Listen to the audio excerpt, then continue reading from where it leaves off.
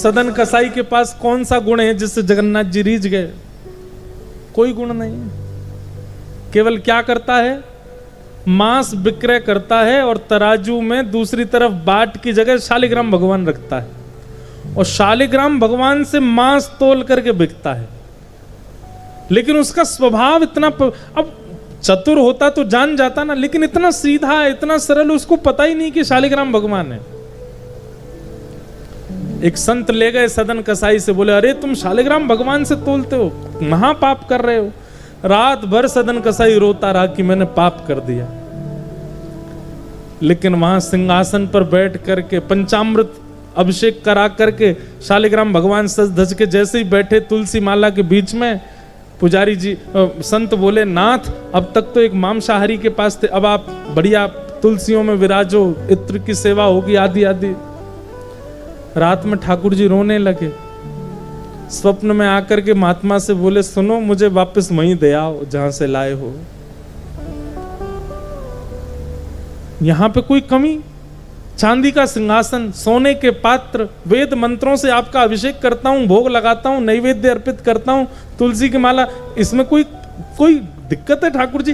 कहां आप मांस के उस विक्रेता के पास जाना चाह रहे हैं? ठाकुर जी बोले हमको यहां अच्छा नहीं लग रहा, हमको वहीं ले जाओ।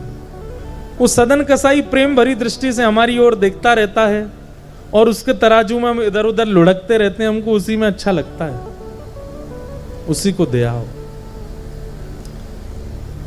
क्या गुण है सदन कसाई के पास? कुछ भी नहीं, केवल स्वभाव से भोला है। महात्मा गए, महात्मा जाकर के बोले जय हो भैया, हमने गृह त्याग किया, हमने शास्त्रों की पढ़ाई की, हम इतने विद्वान बने, जड़ा जूट रख करके त्रिपुंड लगा करके घूमते हैं, त्रिकाल संध्या करते हैं, हमसे नहीं रीझ रहे ठाकुर जी, और तुम मांस विक्रय करते हो। तेरे लिए रात भर रोए ठाकुर जी कि मुझे वापस उसी के पास छोड़ के आओ। सदन कसाई के मन में आया कि मेरे लिए ठाकुर जी चांदी का सिंहासन, सोने के पात्र, इत्र की सेवा, पंचामृत अभिषेक, इतनी पवित्रताएं त्याग करके आ गए और मैं ये मांस की दुकान खोल के बैठा हूं। उसी दिन बंद कर दी। कईयों ने कहा कैसे तेरा जीवन यापन होगा? बोले ठाकुर जी देखेंगे, ठाकुर जी के लिए कुछ तो त्यागूं मैं। त्याग दिया, छोड़ दिया। क्या गुण है सदन कसाई में? ठाकुर जी किस पर रीझ जाते हैं, किस भाव से रीझ जाते हैं, कोई नहीं जानता है। कर्मा बिना नहाए धोए खिचड़ी बनाती। यहां पे हम अपरस का ध्यान रखें, 3-3 बार नहा रहे हैं। जगन्नाथपुरी में रसोई घर में ऐसे मुंह पे कपड़ा बांध करके रसोई या भोजन बनाते हैं। अगर उसमें भी चूक हो जाए तो कहते हैं महाप्रभु जी भोग नहीं लगाते।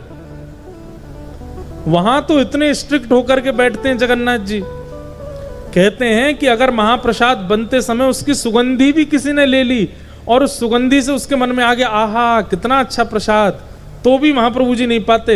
यूं कहते हैं झूठा हो गया, अब नहीं पा रहा मैं, इस पर किसी और का मन चला गया। कर्मा क्या था? वहां तो इतने नियम बना रखे हैं जगन्नाथपुरी में, और यहां कर्मा भाई ना तो शुद्धता का ध्यान रखती ना पवित्रता। उसके यहां दौड़े दौड़े जाते हैं, बिना रथ के दौड़ के जाते हैं और जल्दी जल्दी खा के आते हैं खिचड़ी उसके हाथ की।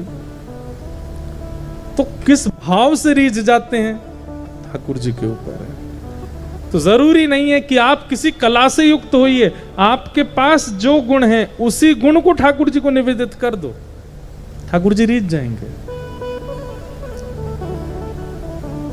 अगर वो गायन है तो अच्छी बात है, नृत्य है तो अच्छी बात है, श्रृंगार है तो अच्छी बात है, कला है तो अच्छी बात है, और कुछ भी नहीं है तो जो है वो प्रस्तुत करो।